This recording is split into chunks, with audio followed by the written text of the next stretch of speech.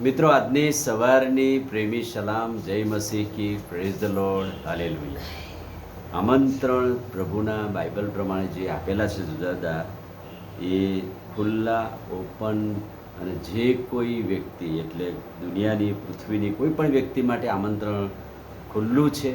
એ માટે આપણે પ્રભુનો આભાર માનીએ છીએ કે પ્રભુ એના વચન દ્વારા એ આમંત્રણ આપેલું છે. પ્રકટીકરણનું પુસ્તક 21મો અધ્યાય 6ઠું વચન, પ્રકટીકરણનું પુસ્તક 22મો અધ્યાય અને 17મું વચન.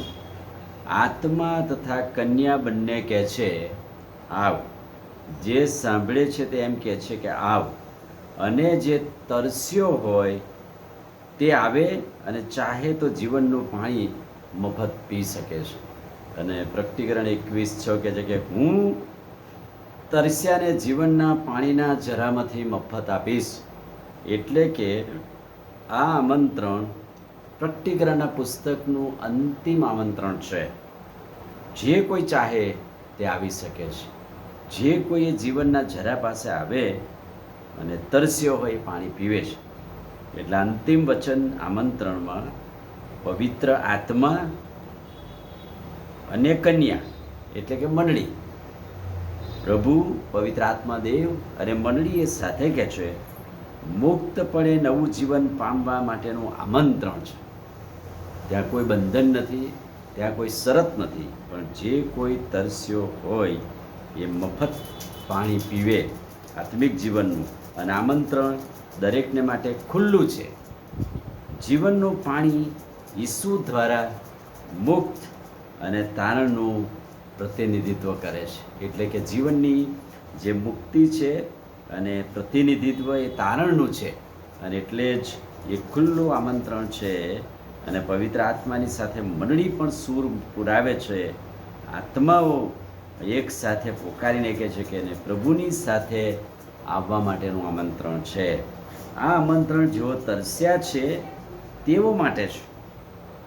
જેઓ આધ્યાત્મિક રીતે તરસ્યા છે, જેઓ પ્રભુના વચનથી ભૂખ્યાને તરસ્યા છે, જેઓ તલસી રહ્યા છે, જેને મફત આપવા માટેનું આમંત્રણ છે. અને એટલે દરરોજના જીવનની અંદર, આત્મિક જીવનની અંદર આ વચન બહુ અગત્યનું છે. પ્રકટીકરણ 21:6 શું કહે છે? હું તરસ્યાને જીવનના પાણીના ઝરામાંથી મફત આપીશ. અનંત જીવન અને આત્મિક જીવનનું પ્રતિનિધિત્વ કરે છે. યોહાન 4:14 કહે છે, પણ જે પાણી હું આપીશ તે જે કોઈ પીશે તેને કદી જ તરસ લાગશે નહીં.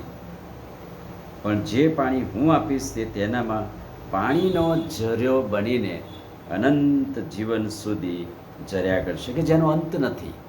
એવું પાણી આત્મિક જીવનનું પ્રભુ કહે છે કે જીવનનો ઝરો હું છું, જીવનનું પાણી હું છું. યોહાન 7:37 પ્રભુએ તો ઓપનમાં કહ્યું, ખુલ્લે કહ્યું, જે કોઈ તરસ્યો હોય તે મારી પાસે આવીને પીવે. જેના જીવનમાંથી જીવતા ઝરાની પાણીની નદીઓ વહેશે અને તે બીજાને માટે પણ ઉપયોગી બનશે. એટલે આ આમંત્રણ તરસ્યા લોકો આત્મિક જીવનમાં છે તેઓને માટે છે. અને પ્રભુ ઈસુ ખ્રિસ્ત જે જીવનનો ઝરો છે તેની પાસે આવે. આત્મા અને કન્યા બંને આમંત્રણ આપે છે અને કહે છે કે આવો, જેઓ તરસ્યા છે તેઓ પ્રભુ પાસે આવો. તમારામાંથી અનંત જીવન સુધી ઝર્યા કરે એવું જીવનનું પાણી હું આપીશ. અને આજે સવારે ખુલ્લું આમંત્રણ આપણને બધાને માટે છે કે આપણે એ આત્મિક ઝરા પાસે આવીએ અને અનંત સુધી ઝર્યા કરીએ, બીજાને માટે પ્રભુનો મહિમા કરીએ. આમીન. પ્રાર્થના કરીએ. મારા પ્રભુ, આજે સવારે તમારા ખાતરીદાયક અદ્ભુત વચનને માટે આભાર. વચનના પ્રકાશમાં અમને દોરો, તમારું સામર્થ્ય આપો. આત્મિક જીવનના ઝરા પાસે આવવા માટે અમારી મદદ કરો. પ્રભુ ઈસુના નામમાં માંગીએ છીએ, સાંભળો અને માન્ય કરો. આમીન. God bless you.